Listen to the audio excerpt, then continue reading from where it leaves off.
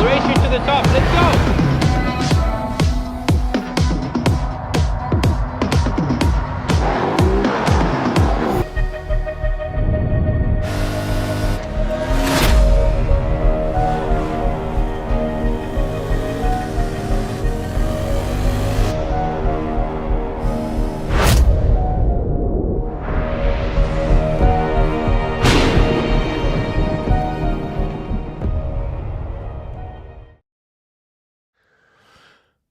All right, we are in our second episode and we're going to have a look at all the middleweight bikes for 2023. Oh, there's the O that everyone is waiting for. That's great. That's good. So middleweight bikes, is that what we sort of had in the title?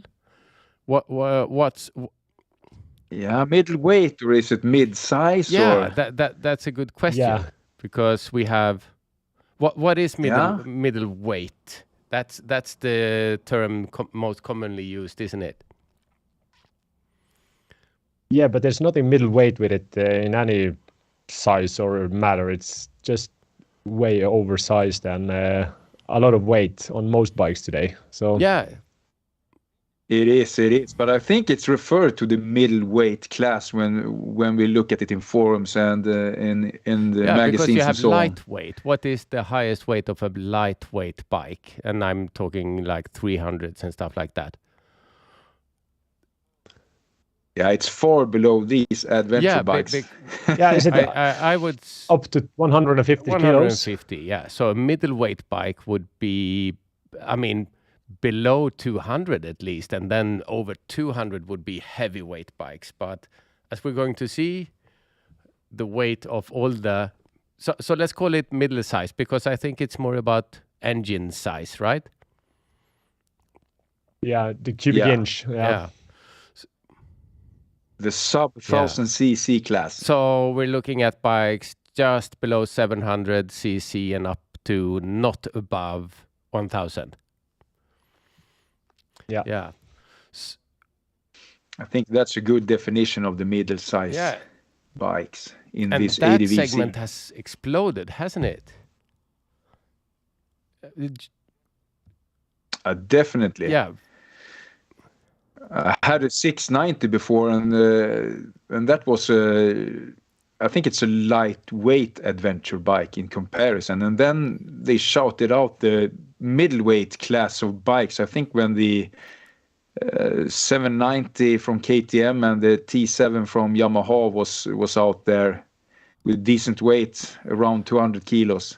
Yeah, I had a 690 myself, and that is a one-stroke engine, and I think it's kind of like, even if the CCM is quite high, it's still, the weight on that bike can be low because of that. But the kind of like the modern bikes today, it's just the engine blocks are really heavy on them. Yeah, pretty much. You had the real off-road bikes, dual sports. We had some 650s, the DRs and things like that, and then came Ewan McGregor and Charlie Borman and went to Russia with 5 or 6 bikes, I'm told. But anyhow, it was a good... Yeah. So do you want to jump in? Because there's, I mean, since it's exploding in this segment, there's a lot of news, there's a lot of newcomers also, and that's fun to see. Not only the big brands, but some really interesting brands coming in there. Yeah. Yeah, it would be really cool if the guys in the chat who are viewing this also could write about their thoughts about the definition and so on. Yeah, and it's like kind of went with trends as well, because it's adventure segment is quite popular these days. I see most brands bringing out new bikes in that segment, and because of trends, people tend to buy bikes that are not that well suited for technical stuff and off-road stuff, but they call it an adventure bike because the definition of an adventure can be everything from riding to Starbucks to riding to the mountains. So it's kind of like, I feel it's a little bit trendy. Yeah, I think. Oh, definitely. The adventure bike is definitely trendy, and I've been for years here. You can go to the motor shows or the bike shows, and you definitely see it. It's only adventure bikes and some custom bikes and race bikes. And with all these news and all these bikes and everything coming up, gear, bikes, tires and everything, it's easy to get confused. But the worst thing you can do, I guess, is to ask about it in the TET group on Facebook. Yeah, that's a huge mistake. What's the perfect TET bike is? Yeah. I love these threads. What's the perfect TET bike? Keep posting those. Yeah. And entertaining.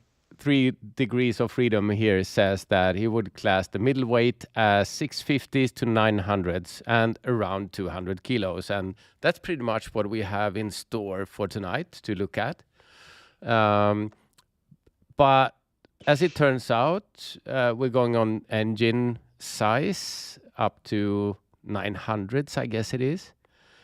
The weight is not a priority, as it seems.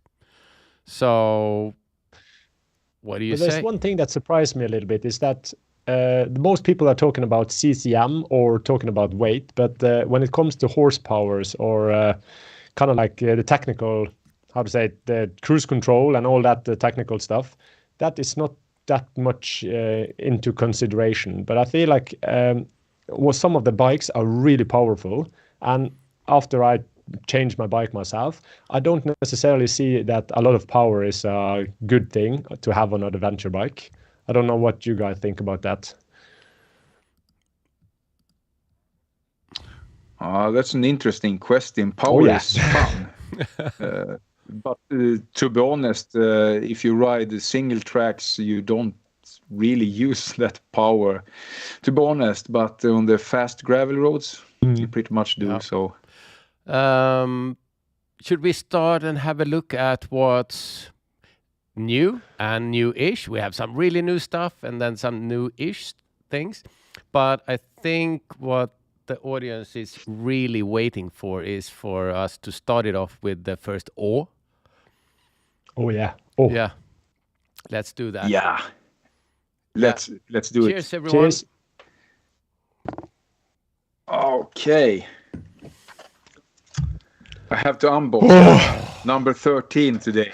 Yes. Okay, you're late. You're unboxing number 13. Yeah, it's Lucia today in Sweden. That's a big tradition.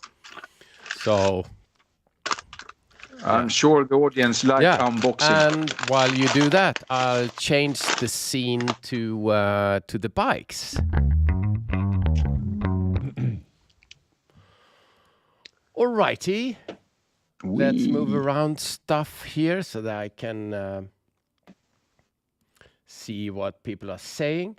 And let's while we're doing this, we cannot bring up comments and stuff like that. So we'll just go through this. We'll have a look at the chat meanwhile. We'll look at a few bikes and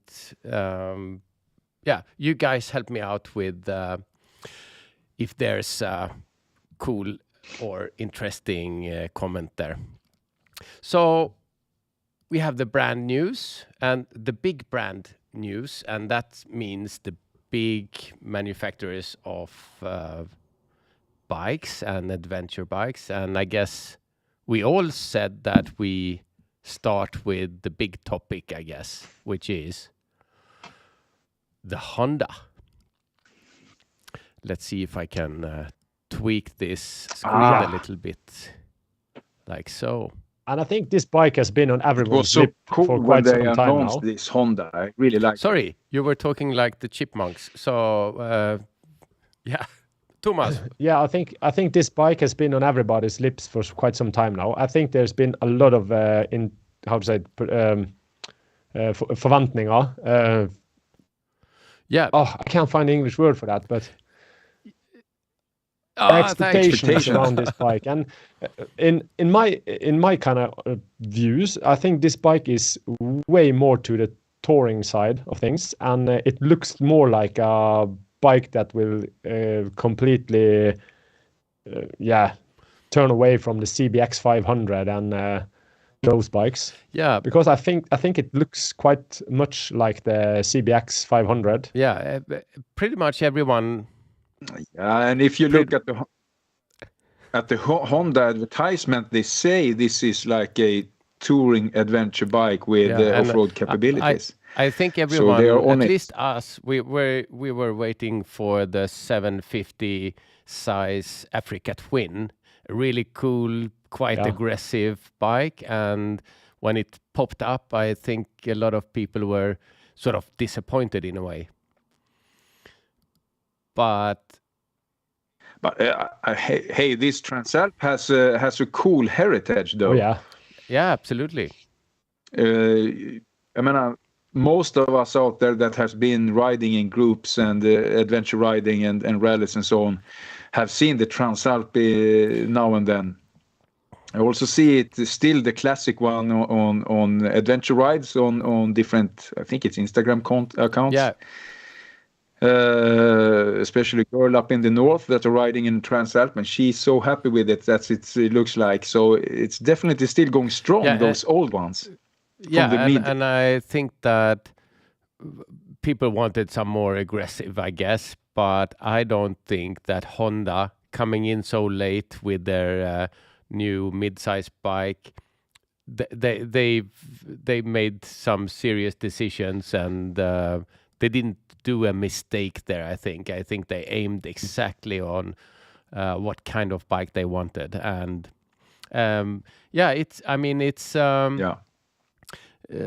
some things match with the KTM and the T7, like the weight. It's about 208 kilos, which is considered quite light in the segment. Yeah, that's fueled up. To that you have yeah, that is wet weight. Yeah, that's wet weight. Yeah, or curb weight as they call it.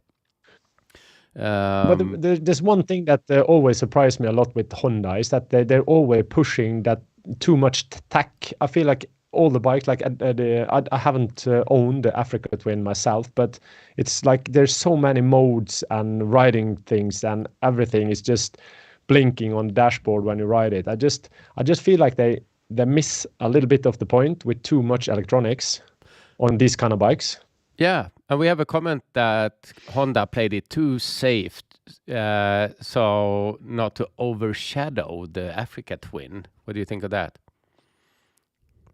Yeah, I think so That's too. a good point. I saw a good review or desktop review on YouTube on that subject, actually. Yeah, that might be it. Looks like they aim to not compete with Africa Twin. And so some things match the T7 and KTM. We're not saying that those two bikes are the same, but at least they are sort of leaders, I guess. But then they have, like on this picture, there's no, I mean, this is something they want. This is a marketing image, not having a bash plate or anything like that. So it's definitely more. Why wouldn't they have a bash plate? That's because it's touring oriented. It can't be another reason. Yeah, you have different kits on it, I think, that you could in the different packages they have when this you order one. it. When I first saw this bike announced, I got really happy when I saw it. It's cool that Honda released this Transalp regardless. And when I viewed the specs and saw it was like 90 plus horsepower, so then I was really surprised actually. So I think that was a cool, great news. It's not that far away from the T7. It's a little bit less of the suspension, I think. Yeah, but if you just imagine this bike, I'm not sure what price it is in Norway or in Sweden of any means, but still, if you take this and you put it into Photoshop and you put on heavier suspension in front and in the rear, maybe put on a high fender, and you kind of mod it down, change the exhaust, put in a bash plate, and you kind of do some minor adjustment to it. It could be a really cool bike in many ways. And the engine is quite good with 92 horsepower and 75 Newton meters. And the ground clearance is little bit less, I think. 210 says the notes here. Do you remember what the T7 is? 200 and I think I have it somewhere here among the slides, but 230 or something. It's about a centimeter less than the Okay, KTM. it's about the same then. Okay.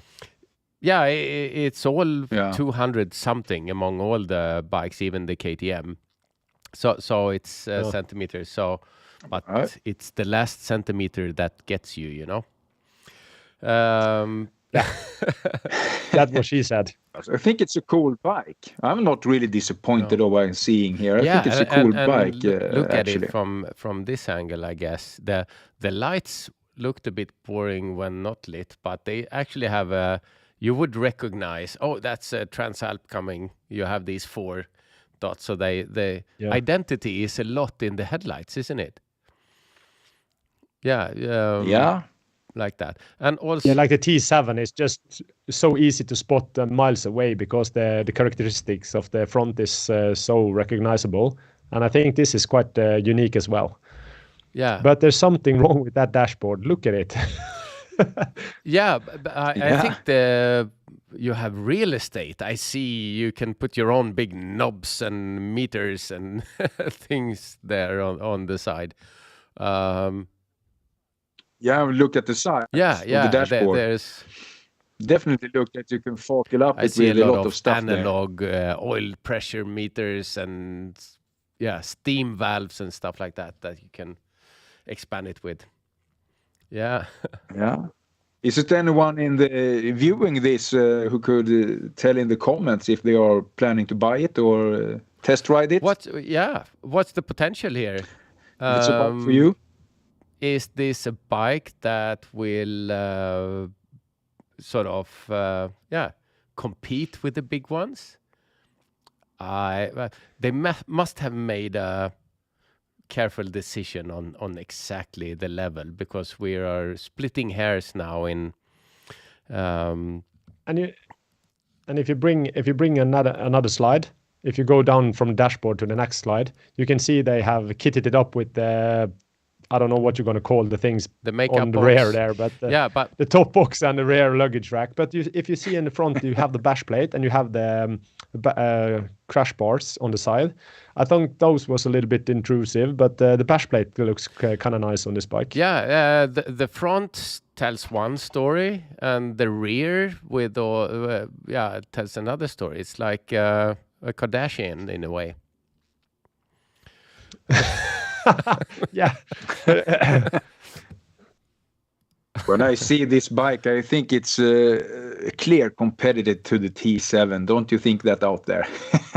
But the only thing that I think so. The seat assumed to be a reliable bike since but it's the Honda. seating position on it looks quite low, like on the GSA or like the BMWs. It's kind of like you feel like you're sitting down on the bike more. On the T7, it's kind of taller. Into the bike. Yeah, absolutely. Yeah, but I think they have done good. Looks cool. But I think on the color side, I think it's in this blue-white. I think that's the most nice of them. And then there is a gray and the black as well. Yeah, there's. Yeah, I haven't seen the other color schemes. Yeah, it's a black one also. All right. 20 minutes in, we have covered one bike. Should we move on? We have quite a late news thing, quite fresh news, and that's the KTM. Let me adjust the screen for you, like that. The KTM 790 Adventure. I thought the 790 died and went away, but now it's back. Yeah, it's back. I was really surprised when I saw it, the YouTube marketing video from KTM. I thought they had done a spelling or something, so I had to Google and find out that it is a 790 actually. I was really surprised. This must be for a reason. This must be to kind of, but I see they have the 890 Adventure and the 790 Adventure. I can't see the point in that. Yeah, but I think they are aiming for the Honda and the T7 here in price-wise, I think. We are not seeing the price on the Honda yet, but made by CFMoto in China. not really lower spec actually than the 890 But you standard. said this one comes in Pretty an much the same A2 bike. version also, right? Yeah, I talked with the dealer actually recently because I had a good reason out there. So then they were talking about it will be heavily marketed for France, I think, because it hits some of the regulations over there, and the A2 bikes are popular. Okay. Oh yeah, but So I heard a rumor about they had to go from 790 up to 890 because of the new Euro 5 emission thing here in Europe. Isn't that correct? yeah, but this will be Euro 5, Okay. so they have sorted it out. Yeah. Yeah, it's interesting. And also, which we don't have a slide on, but there's also talk about the 390 Adventure R. So that would be interesting, a high spec, even more off-road and oriented 390. Would that perhaps compete with the Honda 300L or something like that? Yeah. Yeah, But probably. it just has to be said. It's kind of like most of you guys know that I changed from the 790 to the World Raid Tenere 700, and there's kind of like there's always something dodgy with the KTM's, like the brakes and suspension and the leakage of the brake reservoir, the headlight, the kind of connection with the frame and the headlight. It's kind of like just two small pins, so it's easy to break off. And yeah, I think they should use much more time on correcting the errors that are there is on the earlier models than just trying to push out new models, because I can't see, for me it doesn't seem like they have corrected any of the issues they had on the earlier bikes. Is that true? I'm not a KTM owner or anything, but is that true also for the new generation, the 890 and stuff like that? You had the 790. It's known to have a lot of errors, of course. So did Stefan in Nomad, my pal there.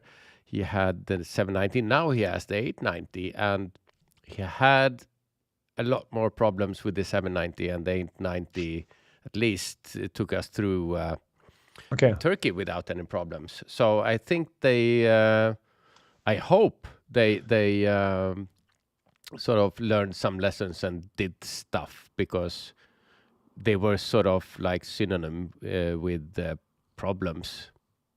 I think they have fixed some of the niggles, but you probably still have some of them left as well. From what I can see, they still have the same brake disc. They have the same brake. They have the same connection points to the frames.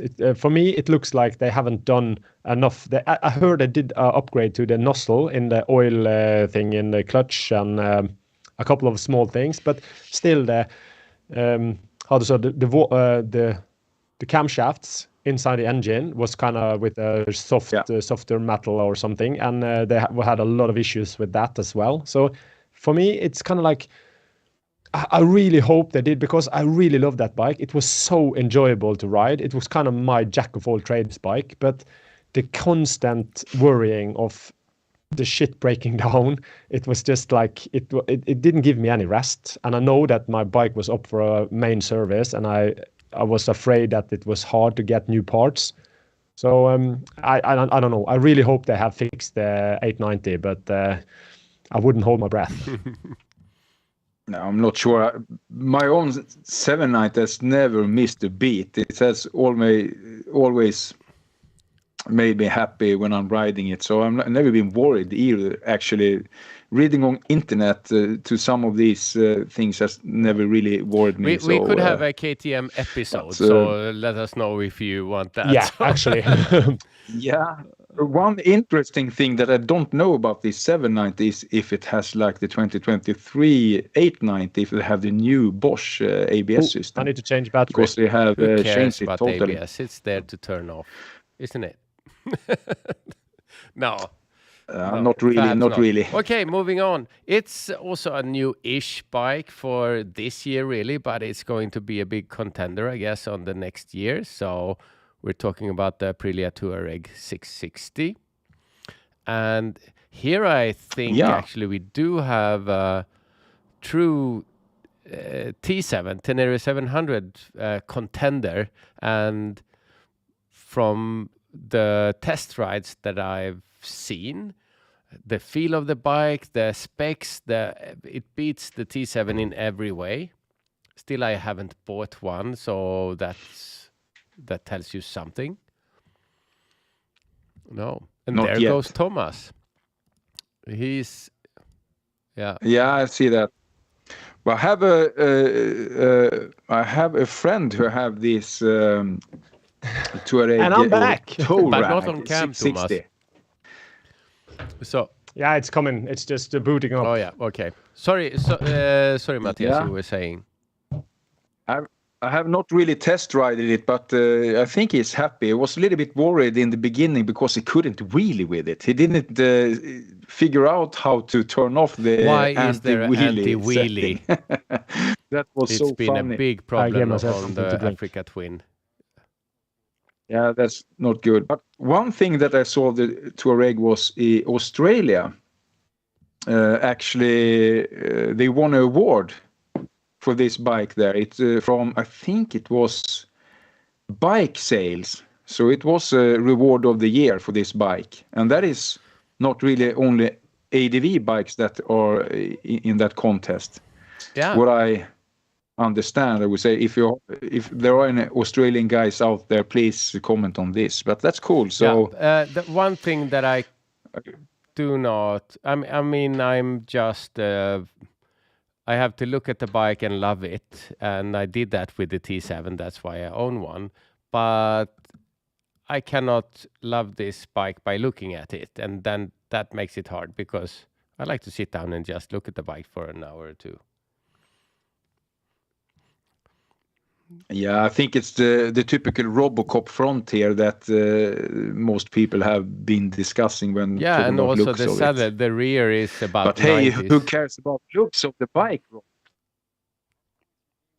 How is it with you guys out there? Do you care about the look or is it the function? You know But what I think. there's been a surprisingly many people who really love this bike when there was out riding it. Yeah. I never heard one single negative word actually. But of do you test think riding it's because they really want to like a new brand? Because the 790 and the T7 is kind of like taking over the the space. Most bikes sold, especially here in Norway, are kind of 790s, 890s, or T7s. I think it's the specs and what we could see also the handling. People like the handling. You see, it's rather powerful. It's rather lightweight. It has suspension. Yeah, this bike is 204 kilos, exactly as the T7, exactly as the 890, I think, or at least 790 was 204. Yeah, the 790. And it has 80 horsepower, so just between the T7 and the KDM. So, I mean, I think the T7 is enough. And a lot of ground clearance with 240, so that is more than the T7 and so on. So, yeah, and the feeling, because I think a bike is a holistic thing. It's not the numbers, it's not one thing, it's the whole experience of riding the bike and looks and everything. So, yeah, but that is a really good point because for me, going from the 790 to a much spec-wise, much lesser bike with the T7, it was like the flow and the feel of the bike, the World Raid, was so much better than the 790 in so many regards. Especially when it came to off-road riding, and because you still have good power, but didn't have too much power, and you didn't have the traction control intervening when you were on gravel. So it's kind of. It's like you say, it's more the compact and the whole feeling of the bike, not only the spec sheet, not only the suspension, or not even the weight. It's kind of like the whole package that makes me into a bike or not. Yeah. Yeah, to be fair, the T7 looks really good compared to other bikes. And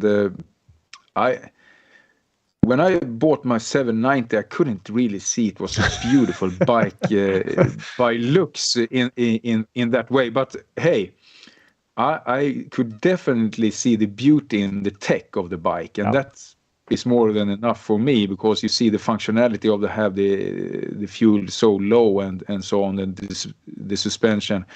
But the ugly as well, like insect looking front on the 790 and 890 wasn't really beautiful. But I think they have done a good job on the 2023 one. Yeah, that looks much better. We have some I agree. Totally comments agree. here, and they are completely the opposite. So you have to vote here, I guess. And first one is ADV bikes are generally so ugly, so function is the key, says Jan R. But then we have comments saying the look. To me, the look is very important, and you must have a bike to turn around and look back at and love it. If it doesn't look right, it's not good. So, I do think that is a good point, because if you don't look like the bike as kind of the look of it, or if you don't, for me as a photographer and a videographer, and to kind of like to see the bike in that certain angle and just turn around and get a snapshot of it and just like what you see. I think for me that is a little bit important. I don't want to say an ugly bike as long as it's good doesn't matter, but if to have a bike that you personally really like to look at, it has some value, especially for me. And I know we do have a bike in this presentation that you think is the ugliest bike you have ever seen. So let's move forward. That is. Yeah. So. And I have to disagree, because I like it in a way. Like, ugly kids can be cute too. So let's move on to this. Yeah, of course, you have to agree. So this guy then, the Suzuki V-Strom 800DE. So from what I've seen is that they have sort of made it rougher and more ADV bike for every year, sort of, okay, let's make it a little bit more and a little bit more.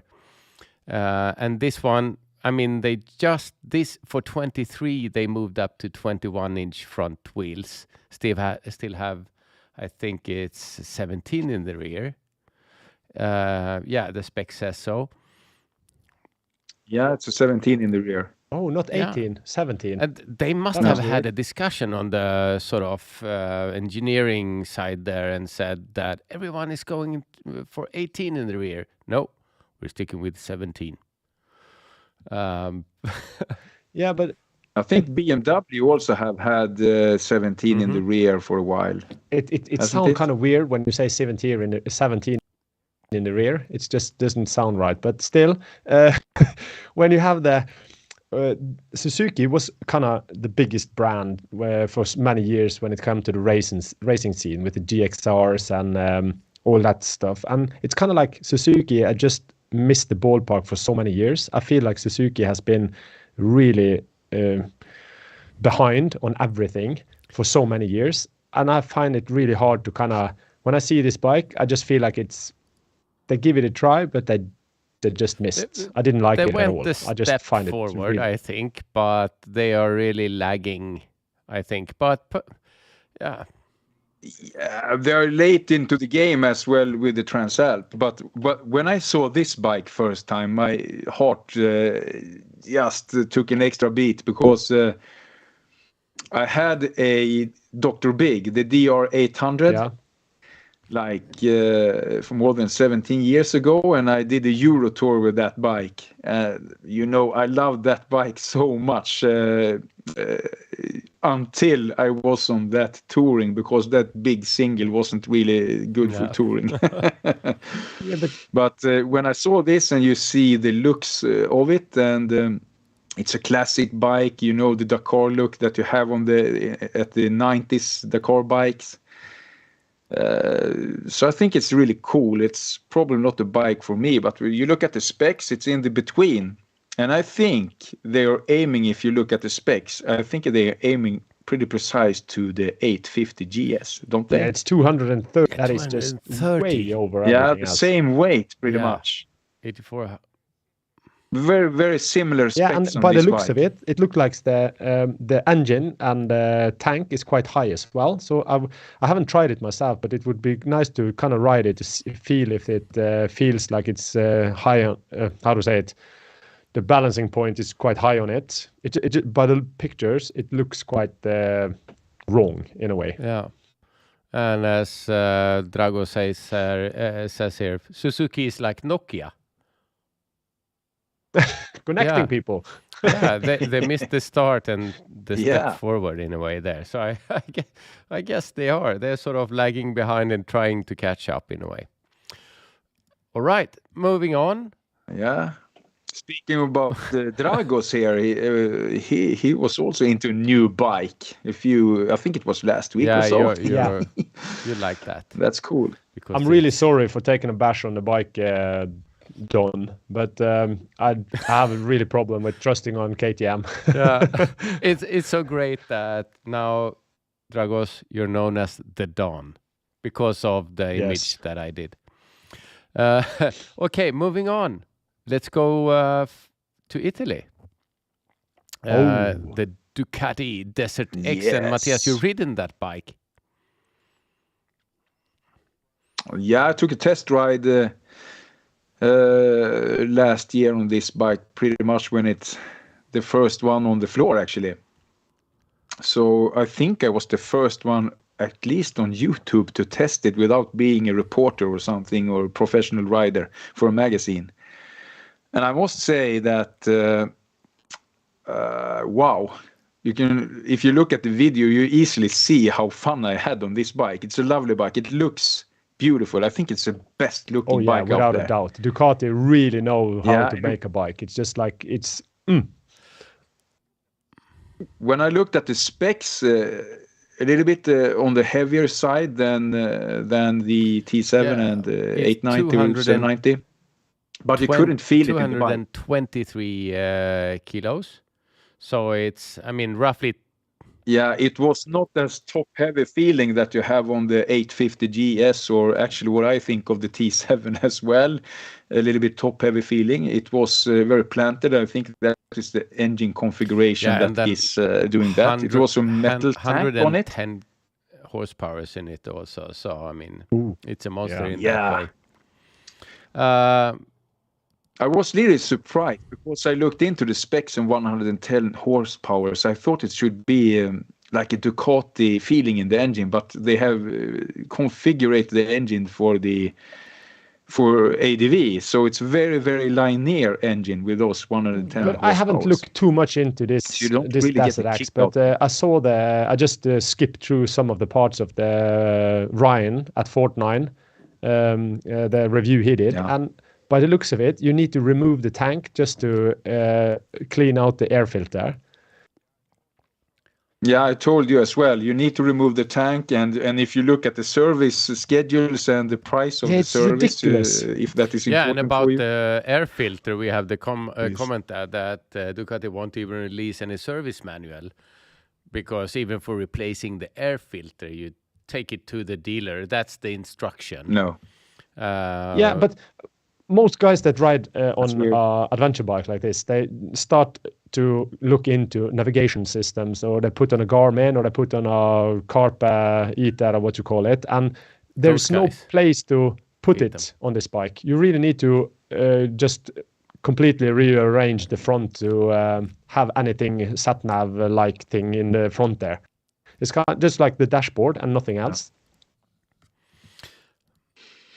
I have not really seen anyone out there who they have modified it, but I would say it's a very, very nice bike to ride. So I can see that it easily how it appeals to buyers out there. If you want to modify a bike, you buy a T7. I mean, that's the most modded bike on the planet, and you buy a KTM, and you buy a because it needs it, or what? No, it's a platform. It's not a complete bike, and people judge it for what it is when they roll it out. But it's like buying a bake-up cake. It's not done. You have to do it the way you want. Throw in some raisins or whatever. Yeah. One thing with the Ducati here that was nice is that it come very well equipped. Everything that you have to pay extra for at the KTM 890 for example, you get it on the bike in the price. Doesn't the new KTM comes with a demo thing? You need you get everything from start, but at the first service they put it away if you don't pay for it. That's No, not first service. After 100 and 1,500 That is so kilometers. fucking They ridiculous. want us to Then buy it's just bikes like we disappeared by buy the computer. Spotify and yeah. Do you want the premium package? Yeah, and the first thing I heard, I did the same thing on the headsets. You get the noise cancellation. They want a subscriptions thing on that as well, and it's kind of like I feel like they're moving into a really strange path with this thing. I don't actually think that it's not a subscription as some have referred to. I think if you're a first buyer of the KTM and you're first, you have no idea of quick shifters or traction control or anything of these, how it's important to have the rally pack and so on the bike or not, and you don't know, you get to figure out and you need to try it and then you can buy or not. So I think it's really good of KTM to do this, because of course it's what I could say is that if you try it, you think you will need it afterwards. But if you already have tried the bike like this, you don't even wonder if you should buy it or no. You buy the And package, now we're complete back package. in I the think. KTM. If you have tried I think it it's a once. sleazy way of doing it, because everybody knows here this is a marketing thing, and I want to push more stuff onto people to buy, and I want to keep the price low when you first get it. So it's kind of like changing as it stands out in the crowd. But after you've ridden with quick shift, traction control, and all the rally modes and everything, it's kind of like it's a dead given. You're going for the full package when you buy it. So I think it's a sleazy way of. Yeah, but if you don't know, you get to try it. So I see it in that way, and I think it's rather positive actually that you can try it, and then if you don't need it, don't buy it. But one thing I saw when I walked at my closest dealer was that if you configure the new 2023 890R with everything, then it's like 200 euros or something difference to the Ducati DesertX as it sits on the floor, and then they are very similar equipped, except for the bike. But I don't know what picture you have up on the screen now, but is the DesertX still there? There's one thing that I saw when you sent me the picture when you was at Bike Trollhättan, and on the front suspension of the DesertX, do you see how it's not covered? That is a big thing. It doesn't show that well on this image right now, but you have these fender or fork protection fenders from dust and gravel or whatever, and they go up all the way almost, but there's a gap. Just where the dust seal and everything is, it's open. So they made some strange thing there. I got a comment on that on my video last year from a viewer, and it's true. I actually didn't really look at that when I tested the bike, but it's so true. Very weird. I think they should change it on the bike. That would be easy to next year or something, and then you could after fit new because here protectors. It's open for dust and mud and whatever. It's just and that's where you don't want it. You protect the lower parts here, which is not moving, but up here, So let's go on. This is the next bike. Is not European. It's not sold in Europe, but still it's interesting. It arrives not so long ago.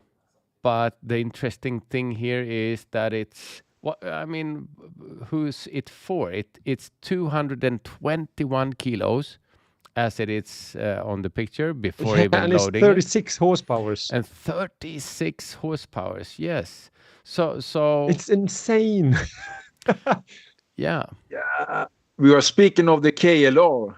I think you described it very good here, Robert. It's Volvo like the 240 of bikes in a way, because the Ducati and the Tuareg, they're all sort of asking for action and everything. But I think this is the trusty around the world bike in a way, unless you're Itchy Boots and 50 kilos and need to But pick it up. does it try to compete with the 300 CRF or what it's called from Honda? Not at No. 220 kilos. This bike has been around here for so many years, so it doesn't compete with anyone. And for you US guys out there, I think you know it. This bike has done so many miles or kilometers out there in the dirt on adventures around the world, tours and everything. So it's a reliable bike, and so you can't say it is a true adventure Yeah, but bike. that was the old one, not really this as new when it one. was- Yeah. Yeah, but they're the same Okay. bike. You know, the only difference of this bike through the years are the plastics, I think. I think there are minor changes. 23 liters of fuel. So, okay, that weighs something. It's not 10 liters. So, I mean, but still, it's not an agile bike in any way. Yeah, I think it's the trusty. So Yeah, keep it for simple sure. bike. Yeah, I can see a chainsaw and a shotgun on the rear and going on adventures in Yeah, America yeah. with that one. Yeah, in the Yeah, but you know, we're talking about ADV here, Yeah. guys. And the best ADV bike, that is the bikes that takes us out on the adventure. for sure.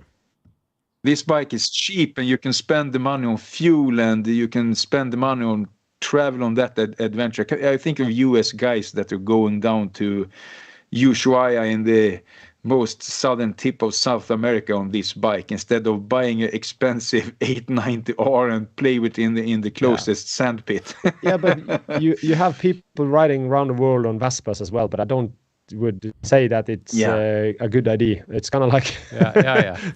No, but I think it's really good that we have so different opinions on this, and I think every bike stand out in its own way. Yeah. But this bike, for me, I just don't see where it comes in.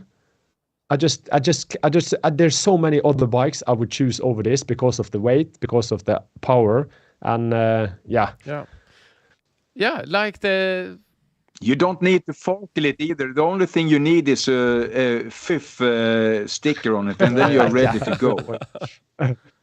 You know what it is? We shouldn't say it in the video, but that's cool. you who knows. Let's move on, because now we are getting to the challengers, which means the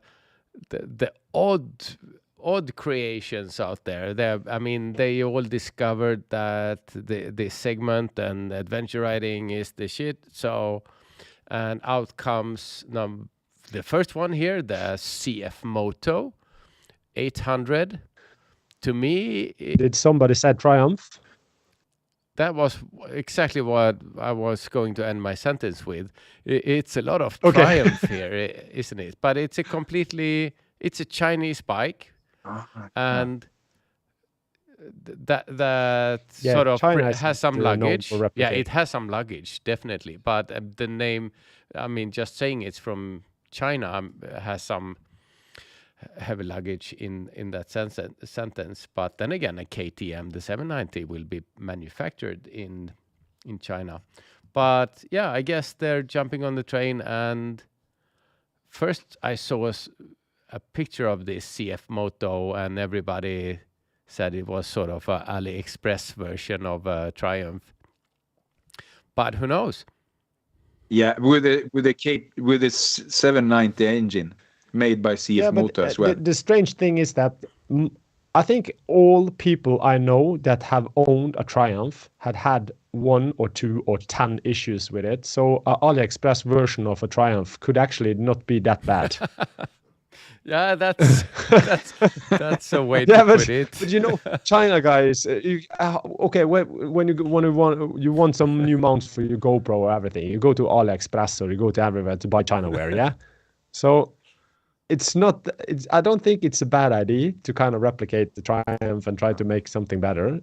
For everything, they could do something right, and it could be quite cheap. I'm not sure.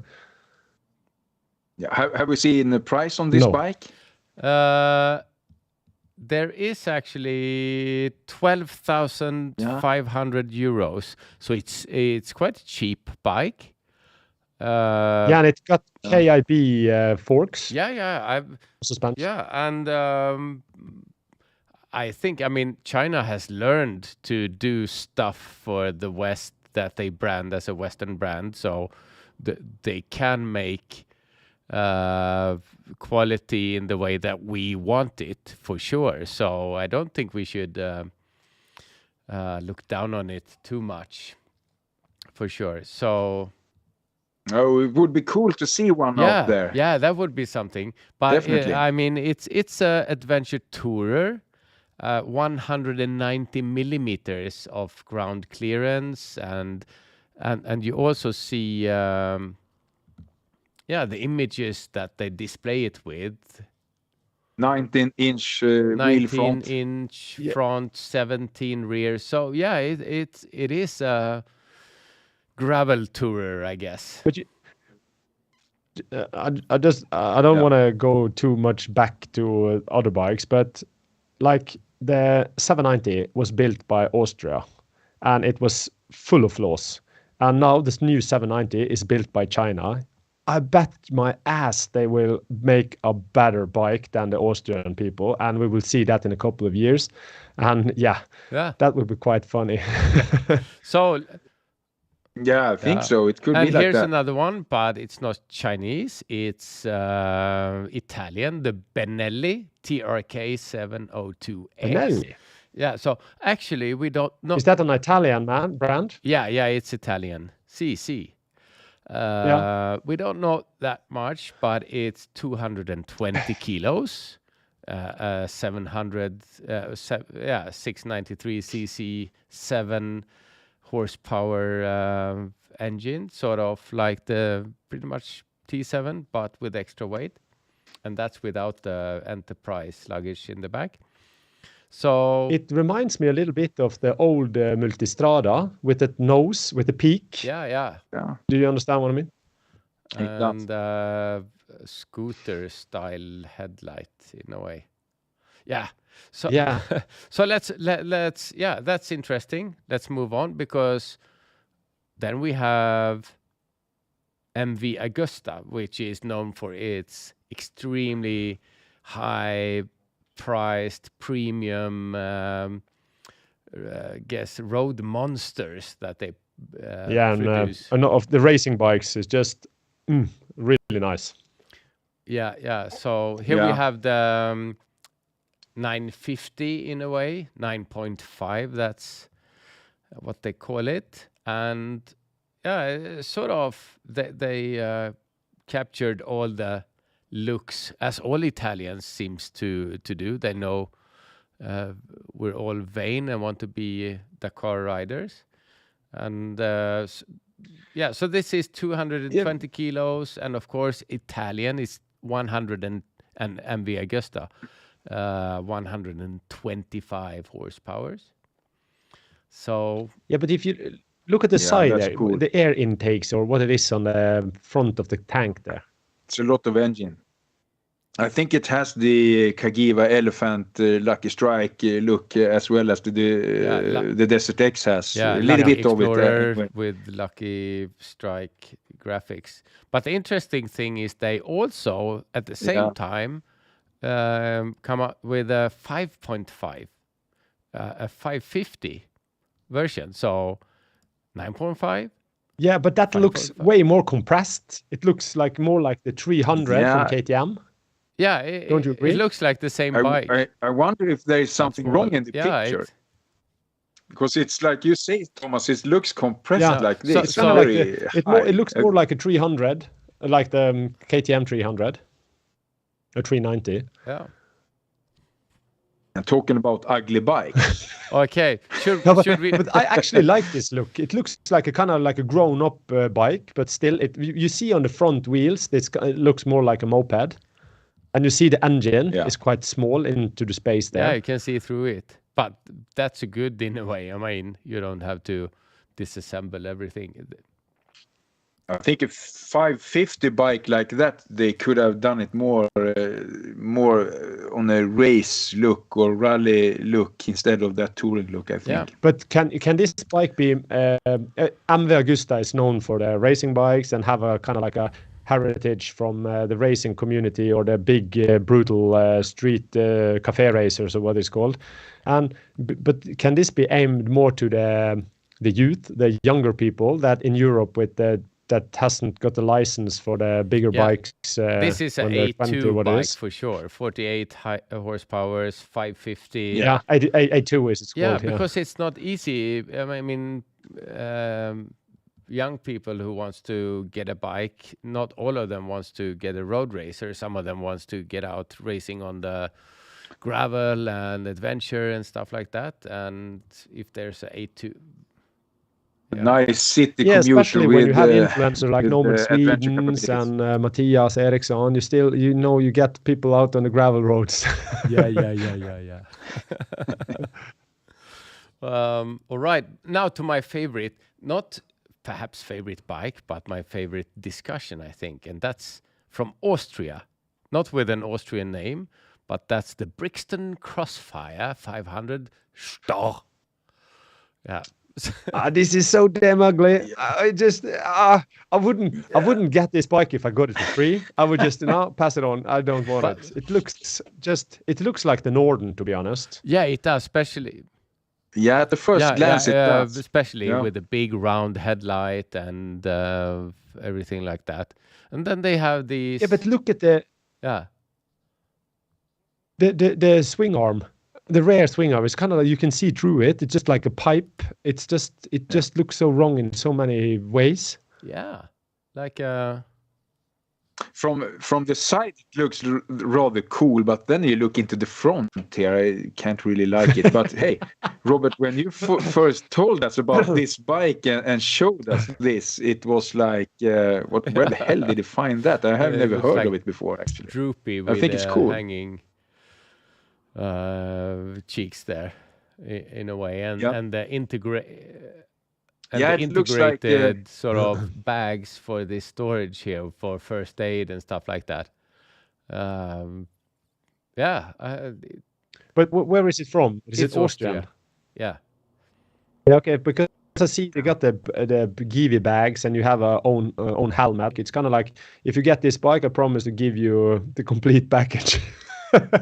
yeah, but yeah, but I think it's cool. It's really cool that you have new brands or semi-new brands. But I have heard that it's rather difficult to get the spare parts on it. Yeah, I mean, they make something completely new. Yeah, I'm not sure about the engine and stuff like that. If you're a small brand, you might get an engine from some more. Perhaps we don't have any information about who makes because the engine. They have another bike out there already with this engine.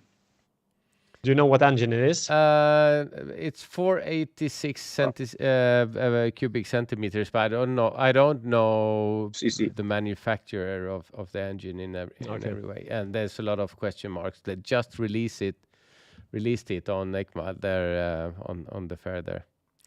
So it's interesting. And of these bikes that we're looking at, those are the most that I'm looking forward to meeting on the trails the most, because everybody has. It looks like someone hit it with a heat gun. Yeah, that is exactly what it looks like. Yeah. What weight do you have on that one? It's it's 195, and I think that is wet, and it is 486 cubic centimeters. So it's not a big. Yeah, but it's still 50 horsepower out of 48 horsepower. So it's quite. Then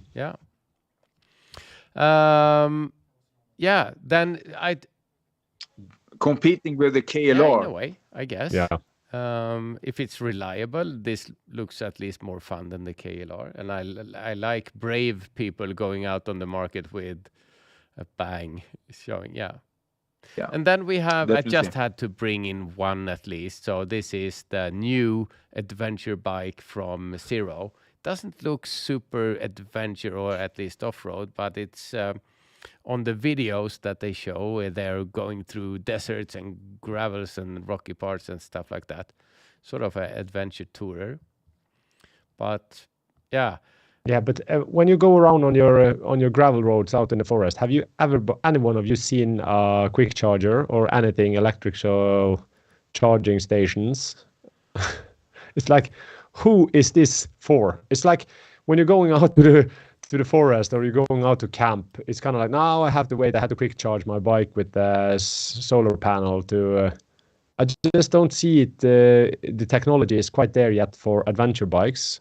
Yes, a road bike or to, yeah, I'm not sure. I'm not quite fond of the idea.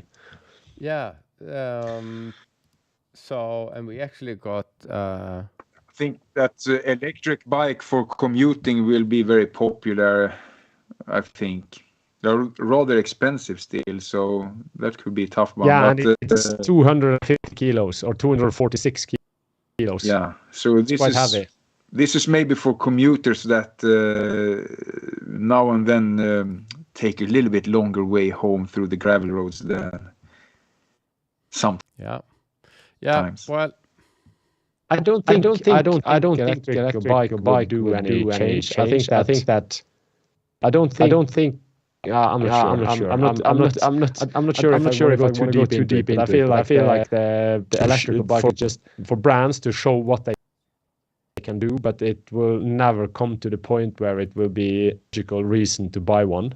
Wasn't it? I think it's Charlie and Ewan McGregor that was riding some electric Harley bikes through South America and up to North America. Yeah, but did you do the research from that program? You see the electrical company, what it was, that was making quick charge station on the go as when they started the trip, and I was really looking forward to the series. But the only thing they talked about in that series was how to get charge on the bike for the next log. It was kind of like there was nothing else. It was only around the charging. So it was quite boring, quite fast for me. Yeah, they had the support track that could charge the bike, wasn't it? Yeah, the big Jeep or what it was. Yeah. Yeah. Yeah. But still, it was kind of way too much focus on the charging stuff. Yeah. I like the old videos from them much more than. I will bring up a bike that you haven't sort of been prepared of, because it's in the comment, and let's see if it loads this side. And it's it has to load a bit, but here we have it, the Morini X-Cape, and that's a budget-friendly ADV bike. Not sure if you see it, but yes, nice to see Arne joining in. Always appreciate you, mate. Yes. Skål. Skål, Arne. Yes. What bike is that? Yeah, what we're looking at. Looks like Morini is the company, and it's the Morini X-Cape. And we haven't looked at this. I had no idea, but it's let's see what it says. But here we have the Red Passion, Smoky, Anthracite, Carrara White. Yeah, here's a quite nice picture of it, I guess. The Morini X-Cape. We don't know that much about it, but they say it's a China bike again, Morini. But I'm not sure. It sounds Italian. Like a screwdriver. Yeah, and the accessories is. I have a. Yeah. I have a feeling that a lot of people are against electrical bikes, and I can see that we have here in Norway. We have insane amount of electrical cars. I think it's the most dense city country in the world with electrical vehicles. Yeah, and people tend to forget that it's not only rainbows and sunshine with electrical cars. There is quite a lot of issues, and with the battery packs, and not only that, but the battery pack is quite good. But they use old the car batteries. They use the old technology to start the car up or to maintain the radio and all that other crap. So it tends to wear out faster than the battery pack on the car, and there's a lot of issues that the towing companies have to pick up electrical cars that is just flat down. They can't get started, and I think we rush into technology that we quite not understand yet, and I think to kind of flag it with the green environment stuff, it's just wrong because it has nothing to do with the environment. I'm sure electric. I think we could agree on that. Electric bike is pretty difficult for ADV. No, it's not. It's lipo batteries that is a problem. We just need to invent that little green glowing cube that you move from bike to bike because the energy never stops. So,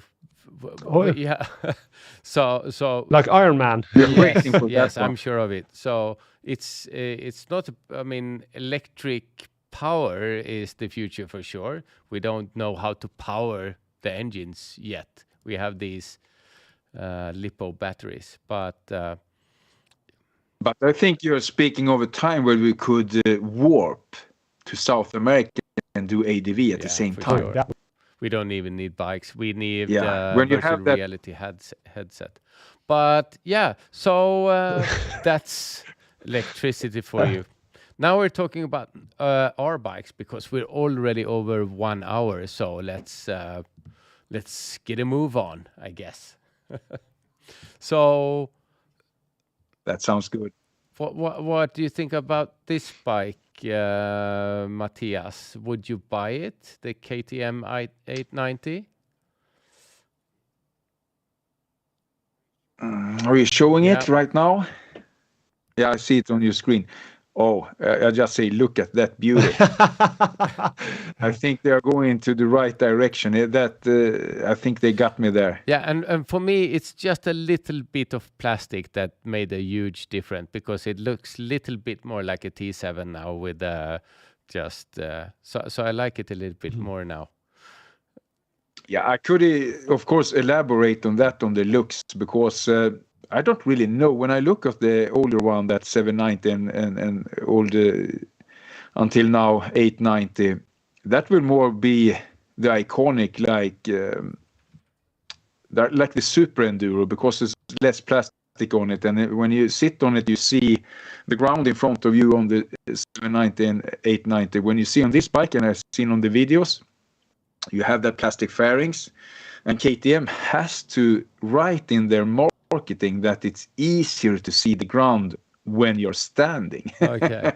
That's actually what they have been writing about the bike, and that's fun. But just look at it. I have to be honest. I have always loved KTM bikes. I think they are right on the penny. I really like the high fender. I like the look of the headlights. I've always been a fan of KTM. The technical issues with the bikes, that's a different story. But just that picture of this bike, I do not like the blue color on the tank, but everything else with the new fairing, I really like it. Yeah.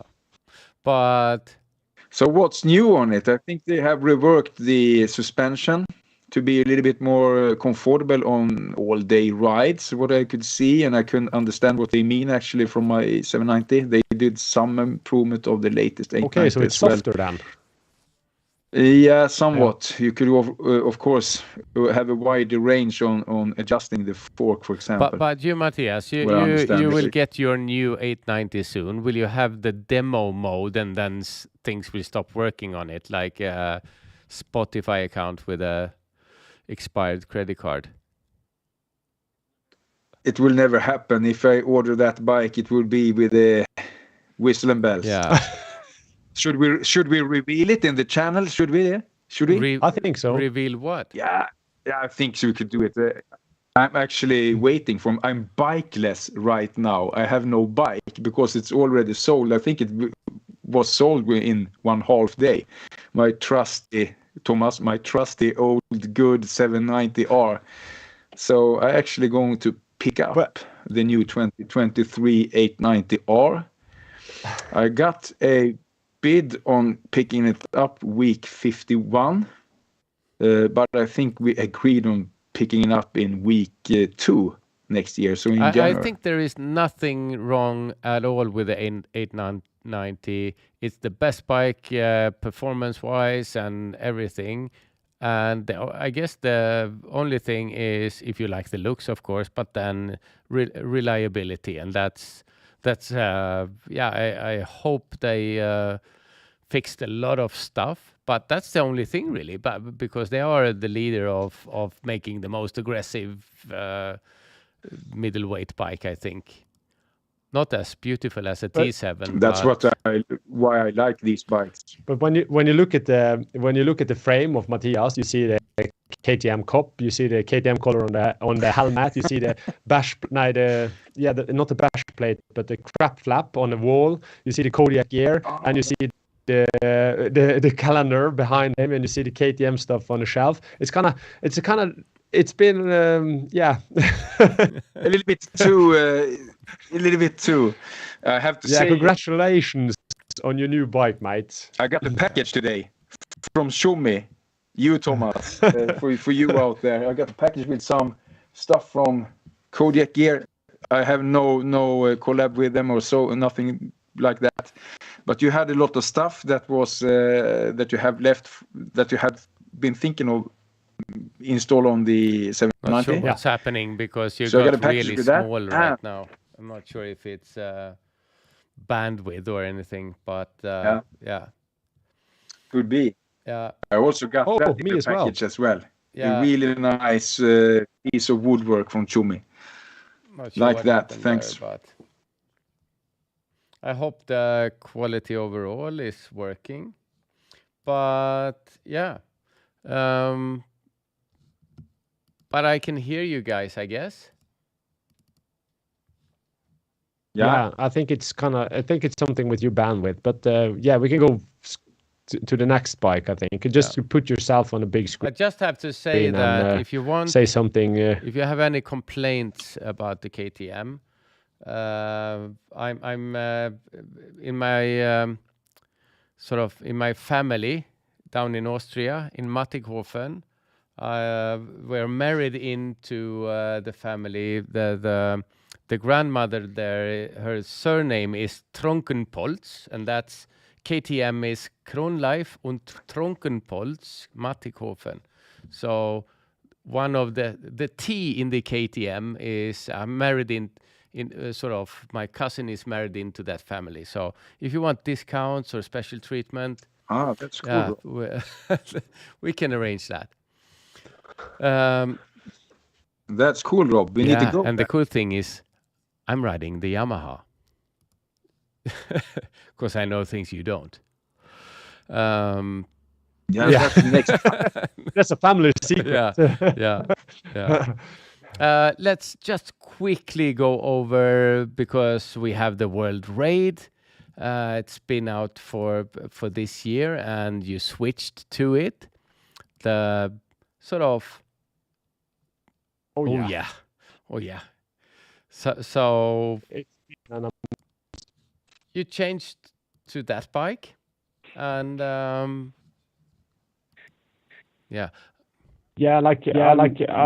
people know I've been a huge fan of T7 from the beginning. It's been like a really nice bike to look at. I like the look of it. The headlights. It's kind of like it. The whole story behind the Tenere just quite appealing. And the original T7 when I first tried it, I felt it was lacking a lot of stuff when it come to. It was more like a downgrade from my 790. But when the World Ride was announced with all the upgrades, I felt like it was. I just need this bike. I'm gonna own it. I need to switch to this bike. I just absolutely love the look of it. And after buying it, I just have to say that I fell absolutely in love with it. It makes my adventure and my kind of riding so much more enjoyable. Yeah. That's great to hear. But of course, when I'm riding on gravel, there's no problem. Roads, when I'm riding on twisties here on the west coast, or even if I do passing cars, I feel I lack a little bit of power. But other than that, it's fine. Yeah. Yeah, that was one thing I was thinking about when I tried the T7 as well. If you don't ride it after you have been riding a 790 or 890, it's a very cool and fine bike. And I love the bike. It's very well on the road. So I suppose the world rate also do sorry that. guys, we have some really technical issues here, and people are saying that the sound is very bad, and I'm not sure. The bandwidth is just dropping for some reason. I have 5 megabit per second transfer rate, but yeah, something is messing up the transmission here in a way. But I guess we were. I can see it. But I guess we've been at it for 1 hour and 17 minutes. So I guess we're pretty much through it anyway. And right now I think okay. So I'm doing quite good. So they're saying that my sound and audio is coming through well. It's you guys, so I can blame you guys. Let's me up on the big screen and just have a Robert show. Interesting. And let's move over to what's really interesting in this presentation, and that is the new Tenere 700. Don't you think that's the big news of the whole episode that we're doing? No, it's not really, because they're not changing anything. They're just putting up the new world rate display and the TFT display. Else. It's like the next version of iPhone. They add a little thing, and then it's But I think that's a great. I think they just think that there's nothing much to change. Of course, there's a lot of change to make it more off-road capable or touring capable, but I think the T7 is about making you're buying a platform and you make it the bike that you want, because it's the most modded bike in the world. No. There's one thing that about the new Tenere 7. It's the same problem with the world rate. Not the traction, the ABS on the rear wheel. It's absolutely rubbish. You need a other button you can press on the dashboard just take that shit on. Every time you install the bike, or every time you turn it on and off, it resets, and you have to go into the menus to reset it. And that's annoying. I'm adding a switch just to turn. Yeah, I'm going to do it as well. Turn the ABS off, and then it's off. Because when you want to turn it off, you usually don't want to stop. You just want to off with the ABS. It's okay to stop to turn it on again, because then you're reaching the asphalt again. But your bike, Rob, is one of the most modified T7 out there. At least very early. You have this nice navigation and panel for ITER. And you have the controls as well for Asian through roadbooks. Yes, I was young. I just like playing with the bike and adding new stuff. It's a hobby, and I think I doubled the value of my T7 by now. Or not the value, but the money spent. I guess we should end this session right now at where we are. We've gone through the new bikes and stuff like that, and because for some reason the tech is falling apart like a KTM, and then we pretty much went through all of it. So, and it's no. Could we say anything about upcoming episodes of this live podcast? Yeah, for sure. We have more episodes about things like bikes and luggage and gear and things like that. But then we also want to do the interviews and stuff like that. So we have so much more. So yeah, just stay tuned and subscribe to the channel foremost, and then you'll get notice on what's up next. And we try at least to do this in a few weeks of in between the episode there, so you don't lose us. All right.